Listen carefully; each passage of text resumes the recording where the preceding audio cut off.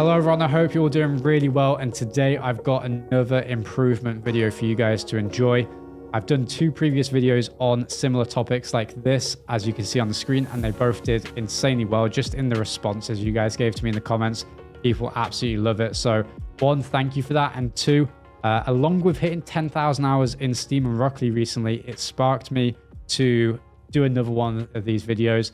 With that being said, it's probably the last one of these kind of this style, talking about improvement in terms of mentality for a long time, because there's only so many things that I truly believe in and truly think are worth your time in watching this video. Basically, I'm not going to try and say, repeat myself and just get videos that are similar out. So everything in this video, I think, is different to what you may have heard from me before. I think maybe a couple points are similar. Might have already spoken about a couple points, but packaged in a different way, and I think it can come across extremely valuable to you guys. But do let me know in the comments if you enjoy this. If you don't enjoy it, then let me know. And as I said, I really hope you do, and I really hope you get stuff out of it. But not going to take up too much of your time. Already done a minute-long intro, so apologies for that. Let's get straight into the video. Enjoy. Okay, guys, so the first thing that I have for you guys to work on to understand is understanding that there is a massive difference between what is effective to improve you overall as a player and what is effective to improve your rank short term. Okay, the quicker you understand that there is a difference between these two things and what the differences are, the better. Now, a couple of kind of easy examples I can give for this. The first one is playing with a teammate in your party compared to solo queue. Playing with a teammate in your party, I've talked about this before. It's simple. It's very consistent play style from game 1 to game 10. It doesn't really change. It's very, nothing changes in the game massively. It is forcing you to have to learn. Okay. On the other hand, in solo queue, you're going to be playing with a massive kind of variety of different play styles. Different levels. Your teammates are going to be changing levels from game 1 to game 2 and 3 and so on, which might force you have to carry or step back into a different role at other times if your teammates playing super well, and it forces you to have to change a lot. These are extremely challenging kind of situations. These are the situations you want to be putting yourself in to improve the most. Okay, don't shy away from these situations, and that goes for everything. Okay. Things that are hard to improve on, all right? Your mechanics, that's hard to work on, your mechanics. Players always say it. They're always worried to kind of put that time into it. A little bit of ego is at play. They don't want to break their own ego and admit that they're bad at things that they need to truly put time and effort into to work on. And they always go for the easy things, such as being very grounded, being very smart, being very safe, defensive, focused on positioning, rotation, and things like that.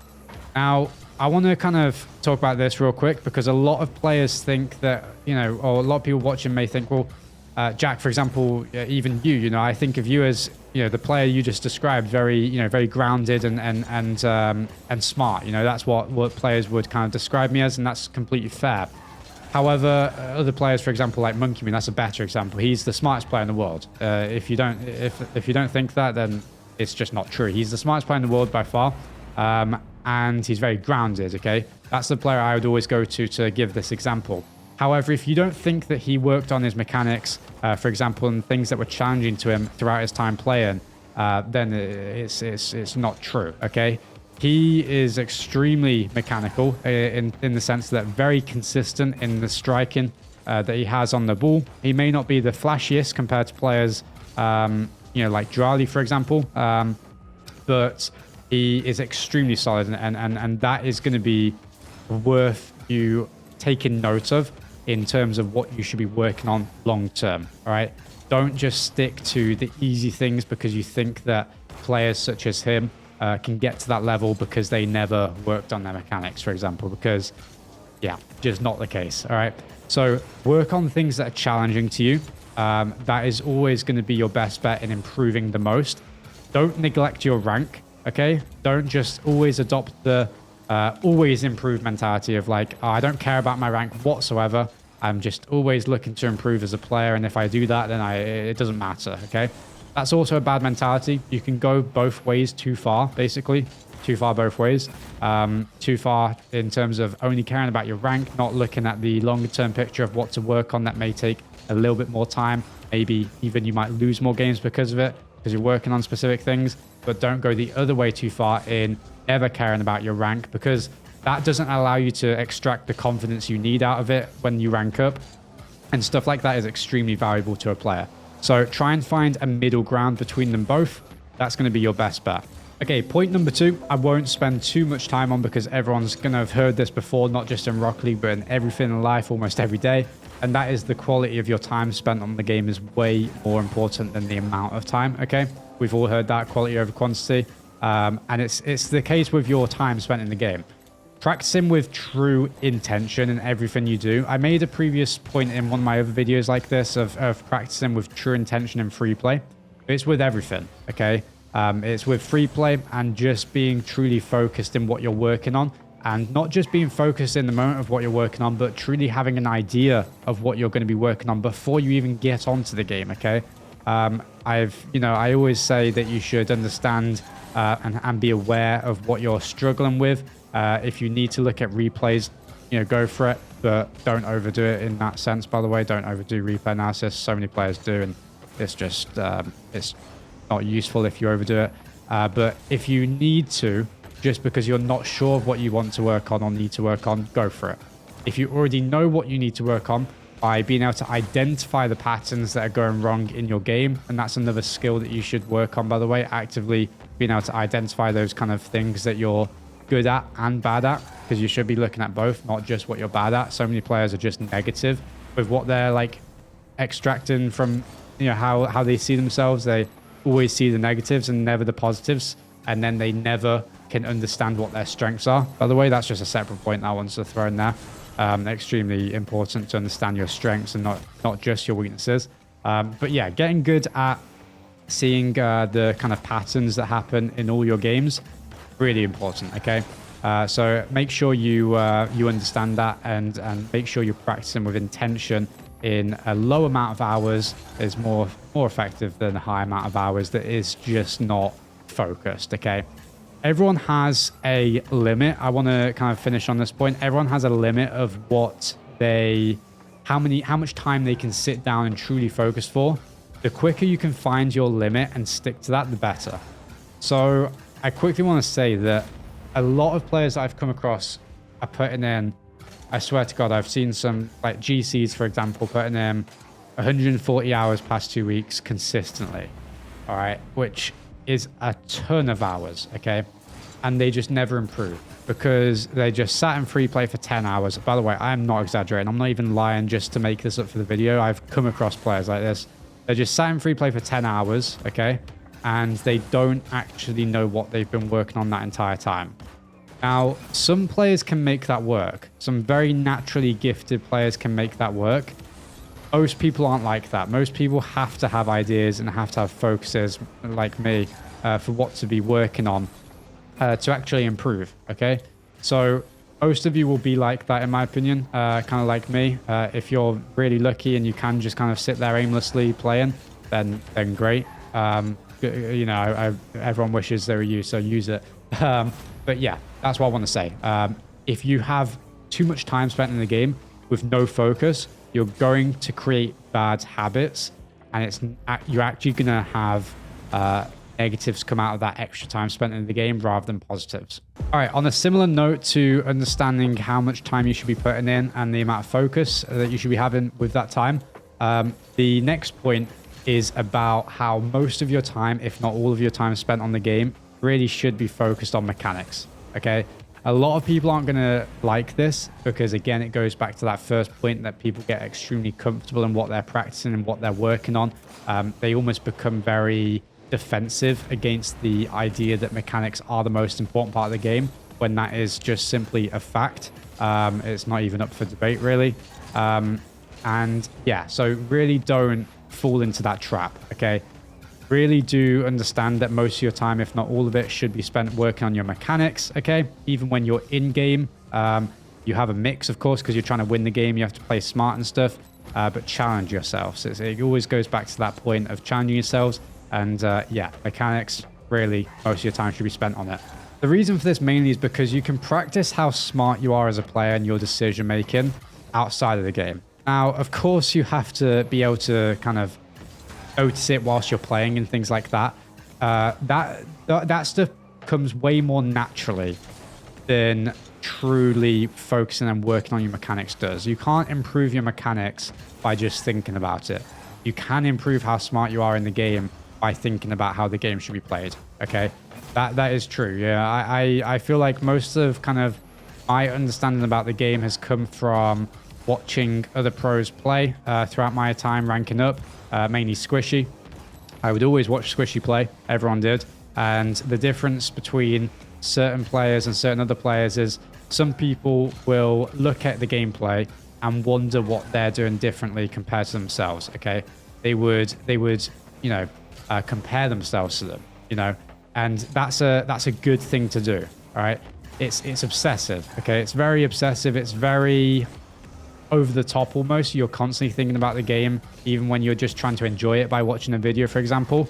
But it's important if you truly want to get the most out of yourself. Okay, it's an obsessive mindset. Unfortunately, that's kind of what you have to have if you want to get to, the highest level. And I wouldn't shy away from that if you really want to improve. Okay. So if you're like worried about, if you're focused on mechanics your whole time playing, I'm never gonna improve how smart I am, or my decision making is gonna go bad. It's really not the case. Okay. It comes way more naturally, and I usually try and tell players not to worry about that side of things as much as worrying about what they should be doing in terms of car control and stuff like that. Always way more important. If you think about it, players who are very mechanical, people go, oh, well, he's extremely mechanical. He's obviously just not smart because of this. And that's a really weird thing, because if you think about it, the more mechanical players are going to understand what is possible in certain situations, and therefore they're going to have a better understanding of the game because they know what they need to cover and not cover, because they understand what is possible and what's not possible, basically. So you really can see that a lot of the extremely mechanical players in this game are also some of the smartest as well, because they have that extra level of understanding in their car and what is possible basically in each situation. So changing that mentality and understanding those couple of things, extremely important. Okay, the next point I have, very, very simple, and I will kind of branch it out towards the end, but be nice to your teammates in ranked. This sounds stupid. I'm just going to throw it in here anyway, because I swear to God, the amount of times that ranking up, for example, I would start quick chatting. Everyone did. I'm no exception to this, by the way. Everyone thinks I don't quick chat anymore, but at all really. But ranking up, of course, everyone gets annoyed and things like that. But I noticed that when I just stopped doing that, just completely stop doing it, and instead just be nice to your teammates, you'll always see them play better. Simple as that. And you'll always play better yourself, because you're with a clearer head, you're with a clearer mind. There's nothing to be gained from being tilted, and it's a decision to be tilted. Absolutely. It's at least a decision to control it. That's what I want to say. So many players, so many people watching me ask how I don't get tilted, and I do. That's the thing. I get tilted just as much as, or maybe not just as much, but I get tilted as much as anyone else. And the point is that you can control it and you can choose how you respond to it. And that does affect how you play, right? In your ranked games, if you're getting tilted at your teammates, one, you will spiral and just start playing bad. And two, I don't know about you guys, but if my teammates quick chat me, I'm always going to play worse from that, okay? So really simple as that. Now, the overall point that I wanted to get onto more is understanding that everyone sucks, like really bad at this game. Like everyone is awful, and it's easy to get past everyone because no one is truly trying to improve as much as you are, okay? When you load into a game in 2v2, you're competing against two players, but you're really competing against three, because everyone wants to be the best in every single game that they play, right? You want to be better than your teammate. If you don't, you should. you know, that's a good mentality to have. It leads to improvement. It leads to always seeking and searching for the kind of the best out of yourself. So yeah, you should. Everyone wants to play better than their teammate, and especially the two opponents on the other side of the pitch. You should have confidence in understanding that genuinely none of them will want to and really are trying to improve as much as you are, even if you've just clicked on this video, because most of them wouldn't, right? They aren't concerned about that, okay? So if you don't have confidence in that, you know, from that, and if you don't use that confidence that you can get from that, and understand that you're at an advantage before the game even starts, because as soon as the first play happens, you're already thinking about how you've seen this play before and you understand what to do, or when a goal goes in, you're thinking about why it happened, why it went in. When you score a goal, the other team are not thinking about that whatsoever. They're more focused on, you know, half of them will just be quick chatting their teammate, like we previously spoke about. You know, they're not even thinking about it. If you don't extract that confidence from it, you're missing something. You know, so really be confident in that. Confident in that, you know, they're not going to be better than you because of that. They might be better now, but compare yourselves in a month and you know you'll be better than them. It can give you that extra level of confidence and less fear of your opponents when you're in the game, and more confidence, especially in the high pressure situations and overtimes. People always, you know, say, how do you not get nervous in ranked in overtime? Well, I mean, ranking up, I was competing against like no one because none of them cared as much. So it's very simple. You know, you're competing against yourself, and if you have that mentality, it's really easy to get good at everything. I found myself improving way quicker than anyone else. Actually, the only player, genuinely, I'm not kidding. You have some exceptions, by the way. You have some players that improve as quick as you and then never make it pro. That's always going to happen. Maybe they give up or they just don't break past a certain point. But players that I remember improving the genuinely exact same rate at and seeing us go up in rank at the same time, it's players that I'm competing against nowadays, by the way. It's just, you know, I always say these players, it's like Radisson, TRK, Jorius, Virtuoso at the time, O'Khalid, I remember on console. Like everyone you would constantly be playing and ranking up at very similar times. Atomic, Spanish, Demensa, if anyone remembers him. So all these pro players, basically, you're always going to be going up together because everyone has that same mentality. Everyone else gets left behind. So it is a very kind of obsessive mentality to always be thinking about every single game you play, being focused and what to look out for, what to improve on, why the goals go in, what can we do next to stop it. Extremely important. Now, I will say this. You can go like even, you know, next level with it all. And this is what some of the best players do. You know, for example, the example I always give is that Vatira in scrims will always watch every single replay that he scores, you know, on you. And even in ranked almost. And I remember, I can't remember if I asked him one time or if someone else told me they asked him why. But I got told that it's because he's looking for what, you know, what the opponents did wrong that he can do again to score. Do you know how insane that is? To like, that's an insane mentality, right? It's like, and that's just the, you know, the mentality you need or you know, you can have. If you kind of adopt that mentality, I mean, you know, you can become at least the best version of yourself. I'm not going to sit here and lie that everyone can go pro, you know. I think there's a level of natural skill that comes into play at a certain point. Maybe not even at a certain point. It's always at play for sure. I think that you can push it a little bit, but it's definitely there for some people. You know, some people will have a limit in terms of how much time they can even actually put in, for example, okay? And other things like their natural skill, all right? So I think I'm not gonna lie and say it's possible for everyone to get to that level, but it's definitely possible to improve your chances, and doing things like that, having mentalities like that is extremely important. Being very self-critical, not overly self-critical. All this, it always comes with a middle ground. It always comes with every positive you can do. There's an extent you can do it too much, and it becomes a negative. For example, being too self-critical, you know, being self-critical and always thinking about what to work on, always thinking about what to improve on is important. You have to balance it with praising yourself every now and again. What are you good at? What can you improve on that you're already good at? What is your strengths? What separates you from other players that you're competing against in rank to get good at? Because you are, you know, all this sounds kind of, you know, cringe and cliche, I guess, to say, you know, I'm pretty well aware of it, but you are competing against every single player in ranks that you're playing against to get to, you know, the next rank quicker than them. All right. So it's as simple as that. If you can understand that, and every pro did it at some points.